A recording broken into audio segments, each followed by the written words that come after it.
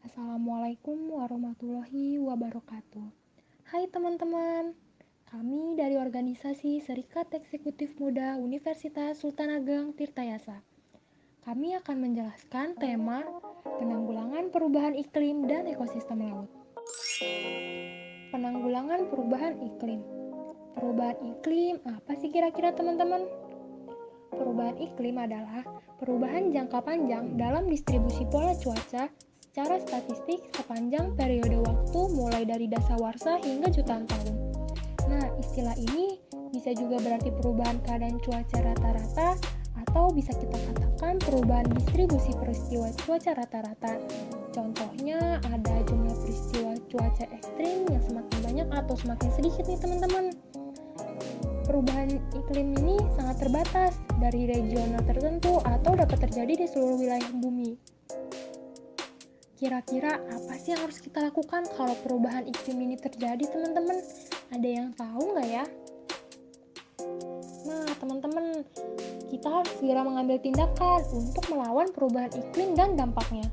Pemerintah juga sangat perlu nih, teman-teman, untuk meningkatkan kapasitasnya dalam menghadapi bahaya perubahan iklim dan bencana alam, agar dapat melindungi masyarakat, terutama tempat-tempat yang paling rentan, teman-teman. Selanjutnya, kenapa sih penanggulangan perubahan iklim itu penting?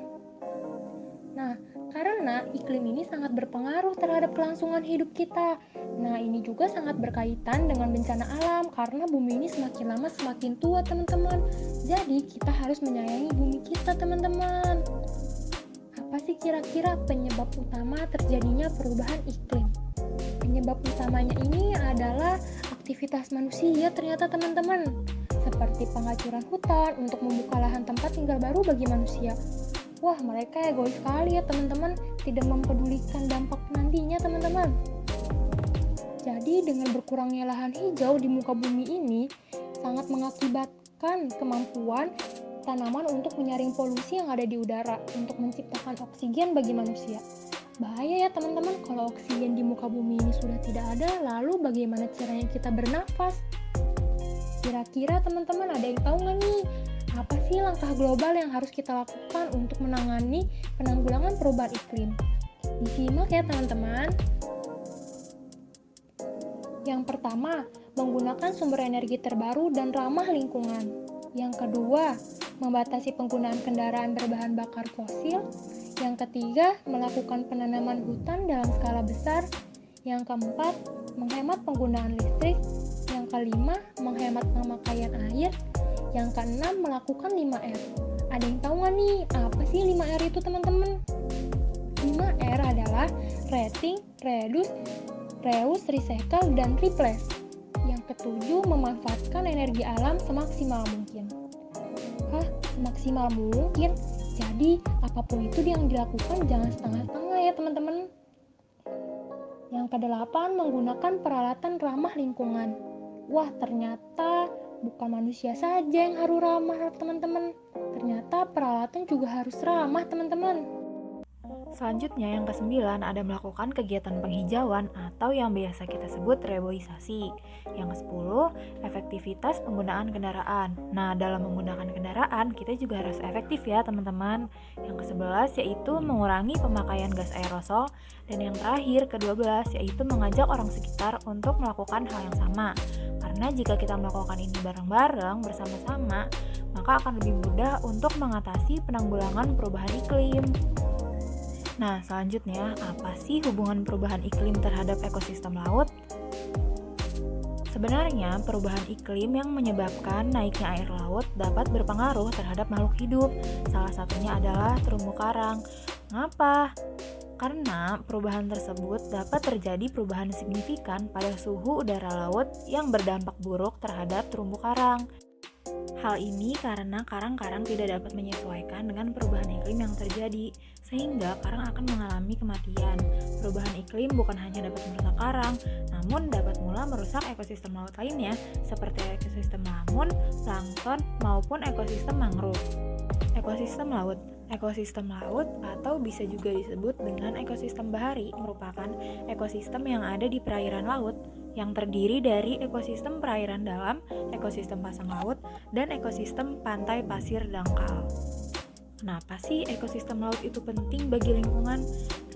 Ternyata ekosistem laut juga berperan penting bagi lingkungan di daratan karena 50% oksigen yang dihisap organisme di daratan berasal dari fitoplankton di lautan.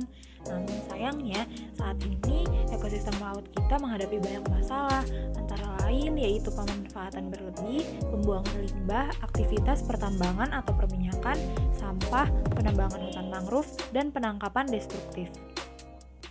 Nah, ekosistem yang seimbang itu sama aja dengan melestarikan alam loh. Maka dari itu, terdapat beberapa cara untuk melestarikan alam laut, yaitu yang pertama, tidak membuang sampah sembarangan di laut maupun di sungai. Karena sungai merupakan aliran air yang akan bermuara ke laut. Jadi, jika air sungai itu kotor, maka air laut pun akan ikut kotor loh. Yang kedua, tidak membuang limbah pabrik ke laut. Yang ketiga, tidak memakai pukat harimau atau bom dalam jaring ikan. Cara tersebut akan melestarikan dan menjaga populasi ikan agar tetap seimbang. Yang keempat, tidak membuang sampah di pantai. Nah, pantai itu daratan yang paling dekat dengan laut. Jadi, jika pantai itu kotor, itu juga akan berdampak pada kebersihan di laut ya, teman-teman. Yang kelima, tidak menyentuh terumbu karang saat sedang menyelam di laut. Yang keenam, melakukan penanaman kembali terumbu karang di laut. Dan yang terakhir, memberikan sanksi tegas kepada pelaku yang merusak hewan maupun tumbuhan di laut. Nah, teman-teman, melestarikan alam laut berarti telah melestarikan setengah dari ekosistem di bumi loh, karena laut mewakili separuh dari seluruh daerah bumi. Separuh lagi dari bagian dari bumi lainnya adalah daratan, dan daratan ini mewakili lingkungan tempat manusia tinggal. Yuk, kita sama-sama melestarikan alam. Nah, selanjutnya ada challenge dari kita nih. Kalian tinggal upload foto pribadi dan buat caption semenarik mungkin. Lalu kalian upload di Instagram. Nah, untuk syarat lengkapnya kalian bisa cek description box di bawah ya. Untuk challenge ini ada hadiah menarik loh buat kalian. Jadi jangan lupa ikutin challenge-nya ya. Nah, segitu aja dari kami. Kurang lebihnya mohon maaf. Wassalamualaikum warahmatullahi wabarakatuh.